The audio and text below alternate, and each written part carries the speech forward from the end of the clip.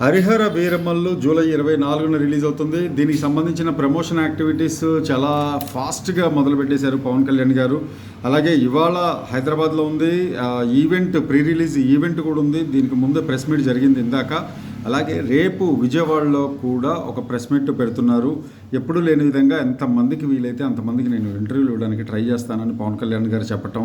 అలాగే ఇంకొక ముఖ్యమైన విషయం ఏంటంటే ఏఎం రత్నం గారిని ఏపీ ఫిలిమ్స్ డివిజన్ కార్పొరేషన్కి చైర్మన్గా సిఫార్సు చేశారు ఇవాళ. మోస్ట్లీ ఇక ఆయన సిఫార్సు చేశారు అని అంటే అన్నీ ఆలోచించుకుని చేసి ఉంటారు కాబట్టి ఎఫ్డిసి చైర్మన్గా మనం త్వరలో ఏఎం రత్నం గారిని చూడబోతున్నామన్నమాట. సో ఇట్ ఈస్ ఆయన ఉంటే అందరికీ, అంటే ఆయన నాతో సినిమాలు చేశారని కాదు, ఆయన పాన్ ఇండియా నిర్మాత, ఎప్పటి నుంచో ఆయన ఉంటే అందరికీ మంచి జరుగుతుంది, లబ్ధి జరుగుతుందన్న ఉద్దేశంతో ఈ డెసిషన్ తీసుకున్నానని పవన్ కళ్యాణ్ గారు చెప్పారు. So we're welcoming it.